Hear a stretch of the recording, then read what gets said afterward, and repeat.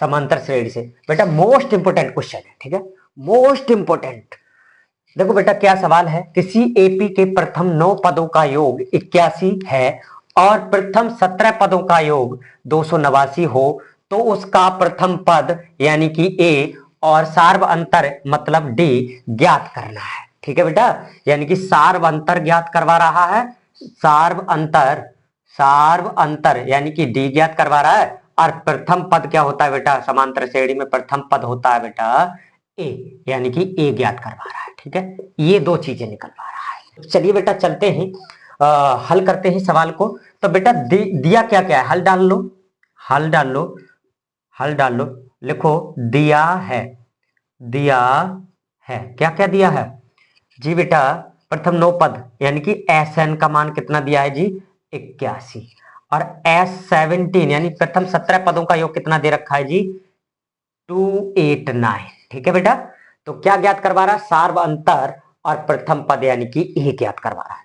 तो बेटा कौन सा फॉर्मूला, यानी कि एस एन बराबर एन बटा 2 bracket 2a plus N minus 1 into D, ये वाला फॉर्मूला हमसे लगवा रहा है। ठीक है बेटा, क्लियर है, ये वाला एस एन से, क्योंकि हमें ए का मान भी प्राप्त हो जाएगा और डी का मान भी प्राप्त हो जाएगा। ठीक है बेटा, तो पहले चलते हैं S9 का मान निकालते हैं। ठीक है, S9 यानी कि योगफल, ये योगफल का फॉर्मूला है, किसका, योगफल, योगफल का फॉर्मूला है। ठीक है, योगफल, योगफल। ठीक है, तो बेटा एस एन यानी कि एन की जगह पर क्या, एन का मान कितना है इसमें, अभी एन का मान है 9, तो S9 एन बटा 2 यानी कि 9 बटा 2 और ब्रेकट 2a प्लस, क्योंकि ए का मान तो है नहीं हमारे पास, तो एन का मान है 9 माइनस 1 और डी का मान भी नहीं है हमारे पास।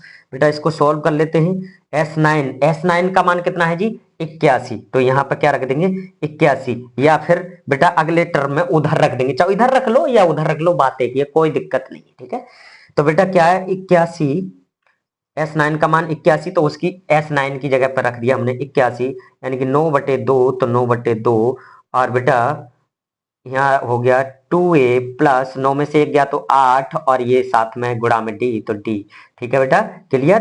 बेटा 81 को उधर पहुंचा लो, कोई दिक्कत नहीं है, तो बेटा ये हो जाएगा 9/2, 9/2, और बेटा 2a प्लस 8d और इक्वल टू 81। अब थोड़ा सा समीकरण अच्छा सा लग रहा है। ठीक है, तो बेटा क्या देखो, यहाँ पर भी 2 है और यहाँ पर 8 है, यहाँ पर दिख रहा होगा कि अगर ये 2 काटने तो ये 2 कॉमन ले सकते हो आप। ठीक है, तो ये हो जाएगा 9/2 और गुणा ये 2 कॉमन ले लिया, तो यहाँ क्या बचा a प्लस, और यहाँ 2 कॉमन लिया तो 2 चौक 8 डी बचेगा। ठीक है, और इधर हो गया 81, देखो 2 से 2 कटा, और देखो 9 कहां पर है, गुणा में है, तो दूसरे मोहल्ले में कहां पर जाएगा, बटे में, यानी कि डिवाइड करेगा इधर जाके। ठीक है बेटा, क्लियर है, अगर इतना क्लियर है तो इधर बेटा हल कर लेते हैं। तो बचा क्या है हमारे पास, बचा है हमारे पास 9 को उधर ही भेज दो ना डायरेक्ट, तो क्या बचा हमारे पास a प्लस 4d बराबर 81, और जो 9 था वो कहां चला गया 81 के बटे में,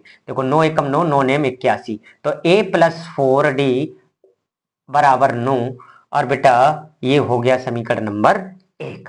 ठीक है, चलते बेटा दूसरे समीकरण की तरफ। दूसरे समीकरण यानी S17 का योगफल का फॉर्मूला लगाते हैं, यानी कि यही फॉर्मूला लगेगा, तो भैया n का मान है 17 है, तो क्या होना चाहिए, डायरेक्ट रख देना, S17 का मान कितना है 289, चलो बाद में रखेंगे, यानी कि n का मान कितना है 17, तो 17/2 और 2a प्लस n यानी कि 17 डायरेक्ट रख देते हैं, यानी कि 17 माइनस 1 और d, और इक्वल टू S17 का मान कितना 289, ये रख दिया हमने। ठीक है बेटा, देखो यहाँ पर क्या 17/2, इधर 2a प्लस 17 में से गया यानी कि 16d हो गया, इक्वल टू 289। ठीक है बेटा, 289। ठीक है बेटा, देखो यहाँ पर भी 2 कॉमन आ सकता है, इस 2 को काटोगे तो 17 बटे 2 गुणा 2 कॉमन ले लिया, यहाँ बचा a प्लस 2 अट्ठे 16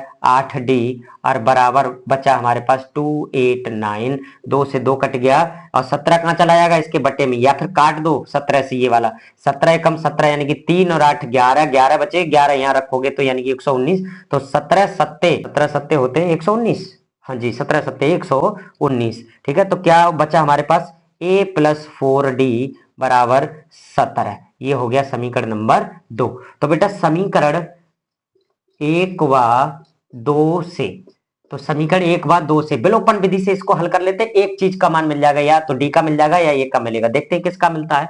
तो a plus 4d equal to 9 और समीकरण नंबर 2 है a प्लस 4d, नहीं 2 अट्ठे 16, ये तो 8d बचेगा बेटा, 8d क्या गड़बड़ मार रहे हैं हम, तो 8d 8d इक्वल टू कितना हो गया जी हमारा 17। ठीक है जी बेटा, तो देखो घटाने पर लिखोगे तो चिन्ह बदल जाएंगे, घटाने पर देखो ये प्लस का था माइनस, यहाँ भी माइनस प्लस का, यहाँ पर भी प्लस का माइनस, देखो ए से ए कट गया और देखो माइनस के 8d में से 4d गए तो 4d बचेंगे माइनस के। ठीक है, और देखो माइनस 17 में से 9 गए तो बेटा कितने बचेंगे, 8 बचेंगे, यानी कि हमें डी का मान प्राप्त हो रहा है माइनस के 8 बचेंगे। ठीक है, माइनस से माइनस कट जाएगा और देखो 4 से 4 दूनी 8, यानी कि डी का मान प्राप्त हो गया हमें बेटा 2, डी का मान प्राप्त हो गया 2।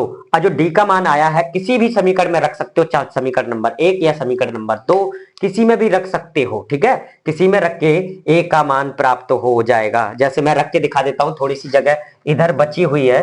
समीकरण नंबर 1 क्या है हमारे पास, समीकरण नंबर 1 है a plus 4d equal to 9।